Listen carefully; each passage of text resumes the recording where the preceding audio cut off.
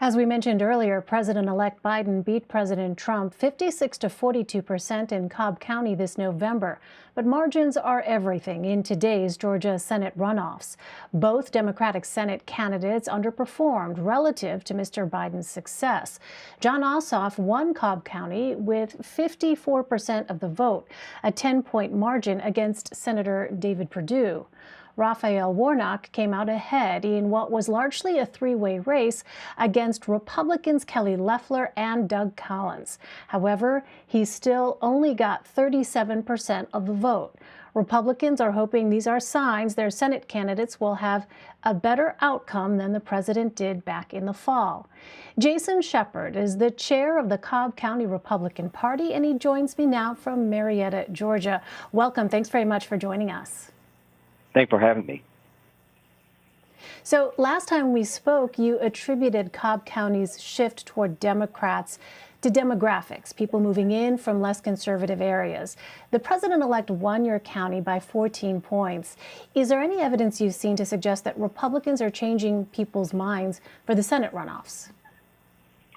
I think Republicans are. In fact, David Perdue and Kelly Leffler seem to be getting a lot more support among minority voters. And also Republicans in Cobb County who are not personally satisfied with the president's personality, who either skipped that vote on their ballot and in some cases voted for Joe Biden. And we saw evidence of voters who voted for President-elect Biden and then Republican the rest of the way down the ballot. And I think there's a lot more independents who are coming out for Kelly Leffler, David Perdue in this race as well, simply because they don't want to see the balance of power shift in the United States federal government completely to Democrat control. That a lot of voters in Cobb County, even independents, feel like that there needs to be at least some check and balance to the power of the Democrat Party in Washington. Well, what kind of turnout do you think you need to see from Republicans today to overcome the early voting advantage Democrats have had in these Senate runoffs? Well, we had about 49% of our targeted universe come out in early voting. So that gives us more than half of the Republican turnout we're expecting to hopefully come out today. And so far, early indication has been that the numbers in Republican precincts today have been higher than they were on November 3rd. So that's making us feel very positive today. Of course, Republicans don't have to win Cobb County to win statewide, but we do need to push out the significant number of Republican votes that are in Cobb County to make sure that we do win statewide for both of these seats. I want to ask you about something that has, of course, been in the headlines both in the state and nationally. What do you think of the president's phone call with Brad Raffensberger, the Secretary of State there in Georgia, in which the president asked him to find votes to overturn the president-elect's win in Georgia? Well, the one thing that I took mainly from that phone call was the fact that the president was not worried about Cobb County. There was significant discussion about the signature audit for absentee ballots, which was done in Cobb County. And the president mentioned that he would have rather seen it done in Fulton County. I think that the president would like to see a more substantial investigation into the votes in not just Cobb County, but across the state of Georgia. I mean, the president believes obviously there was enough votes or there was enough of miscount that could have changed the outcome of this election in his favor. And it's part of the job of the Secretary of State to investigate any fraud and to make sure that all votes that are cast are legally cast and that any legal vote that's cast is thrown out. I don't know at this late stage in the game, though, that that's going to be possible to have a thorough investigation, enough to find those votes that the president needs.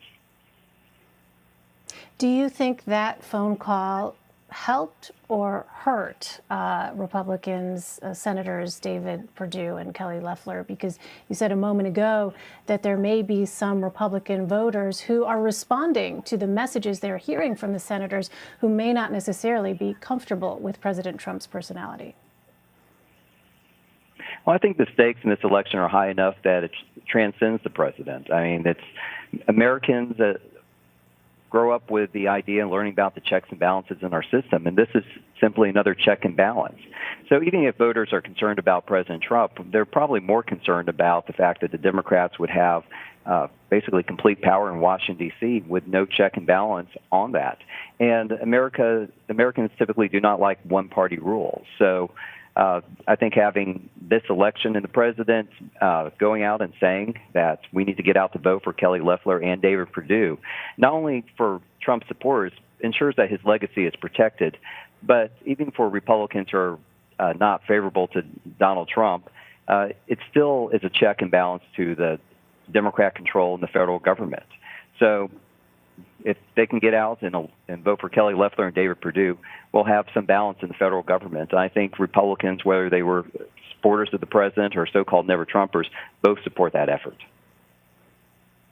So 3 weeks ago, you said on this program that if the electors decide that Joe Biden is the president-elect, then at that point the president should concede. That obviously has not happened. In fact, in the rally yesterday in Georgia, the president said quite pointedly that he does not concede, and we heard chants in the crowd of 4 more years. Why should Georgia Republicans have faith in the state's electoral process if President Trump clearly does not? Well, it's like Gabriel Sterling was saying, and actually President Trump said it himself, that the best way to combat voter fraud, or if you're concerned about voter fraud, is to get out the vote.